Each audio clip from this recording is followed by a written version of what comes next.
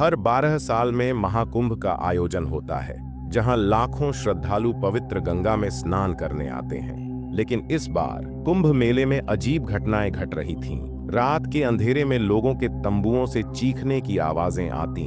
गंगा के घाटों पर किसी अनदेखी शक्ति के होने का आभास होता। जो लोग इन घटनाओं की जांच करने की कोशिश करते, वे या तो लापता हो जाते या फिर उनकी लाश गंगा में तैरती मिलती। अमरनाथ, एक खोजी पत्रकार, इन रहस्यमय घटनाओं की सच्चाई जानने के लिए महाकुंभ पहुंचा। वह जानता था कि इस मेले में कई गहरे रहस्य छिपे हैं, लेकिन उसे यह नहीं पता था कि वह एक ऐसे श्राप के चंगुल में फंसने जा रहा है जिससे बचना नामुमकिन था। अमरनाथ ने अपने रिपोर्टिंग उपकरण के साथ मेले के हर कोने की जांच शुरू की।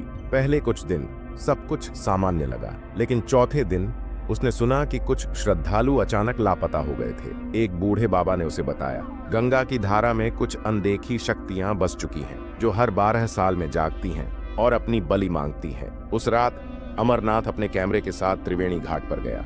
आधी रात का समय था। पूरा मेला रोशनी से जगमगा रहा था, लेकिन घाट पर एक अजीब सा सन्नाटा था। तभी उसे पानी में हलचल महसूस हुई। उसने कैमरा झूम किया और देखा कि गंगा के पानी में एक धुंधली परछाई तैर रही थी। अचानक वह परछाई एक लंबे चौड़े आदमी की आकृति में बदल गई, जिसकी आंखें अंगारे जैसी लाल थीं।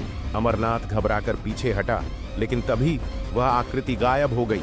अगले दिन अमरनाथ ने कुछ अघोरी साधुओं से मुलाकात की, जो महाकुंभ में गंगा किनारे साधना कर रहे थे। वे लोग सामान्य साधुओं से अलग थे। काले कपड़े पहने हुए, आंखों में एक अजीब सा सम्मोहन और चेहरे पर रहस्यमय मुस्कान। यह जगह श्रापित है, एक अघोरी ने कहा। हर 144 साल में यहाँ एक आत्मा जागती है, जिसे मुक्ति नहीं मिली।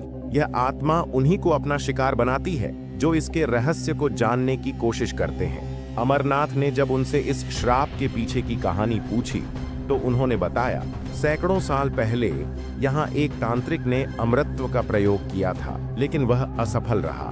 राजा के आदेश पर उसे जिंदा जला दिया गया, लेकिन मरने से पहले उसने श्राप दिया था कि वह हर 144 साल में लौटेगा और तब तक नहीं रुकेगा जब तक उसकी आत्मा को मुक्ति नहीं मिलेगी। अमरनाथ ने तय कर लिया, वह इस रहस्य का पर्दाफाश करके रहेगा।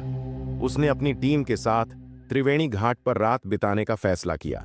आधी रात को तेज हवाएं चलने लगीं, आग की लपटें बिना किसी कारण भड़कने लगीं और माहौल अचानक ठंडा हो गया।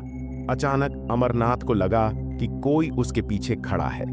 उसने मुड़कर देखा तो वहां वही परछाई खड़ी थी, लंबा, काला, जलती हुई आंखों वाला आदमी जो अब उसकी तरफ बढ़ रहा था। उसके कदमों की आहट जमीन पर नहीं पड़ रही थी। अमरनाथ ने हिम्मत जुटाकर पूछा, तुम कौन हो? आवाज गूंजी, मैं वही हूँ जिसे जलाया गया था, लेकिन मैं मरा नहीं। अमरनाथ की सांसें तेज हो गईं। उसकी टीम के लोग एक एक कर बेहोश होने लगे। तभी उसे याद आया कि अघोरियों ने कहा था, आत्मा को मुक्ति दिलाने का एक ही तरीका है, उसकी अधूरी साधना पूरी करना। अमरनाथ ने अपने कैमरे को वहीं गिरा दिया और पास रखे अघोरी के दिए हुए ग्रंथ को खोला। उसमें लिखा था, उस आत्मा को शांत करने के लिए एक विशेष मंत्र का उच्चारण करना होगा। लेकिन समय बहुत कम था। आत्मा अब उसके सामने थी। उसका हाथ अमरनाथ के गले की तरफ बढ़ रहा था। उसकी उंगलियां बर्फ जैसी ठंडी थीं और छूते ही अमरनाथ की पूरी जिंदगी उसकी आंखों के सामने घूमने लगी। आखिरी समय में उसने मंत्र पढ़ना शुरू किया, एयूएम कालाय नमः, मृत्युर्माम अमृतम गमय। जैसे ही मंत्र पूरा हुआ, आत्मा एक भयानक चीख के साथ गंगा की लहरों में समा गई। घाट पर फैली ठंडक अचानक खत्म हो गई। हवा रुक गई और सब कुछ शांत हो गया। अमरनाथ जमीन पर गिर पड़ा, लेकिन उसकी आंखों में अब भी डर था। क्या आत्मा सच में मुक्त हो गई थी या यह सिर्फ कुछ समय के लिए शांति थी?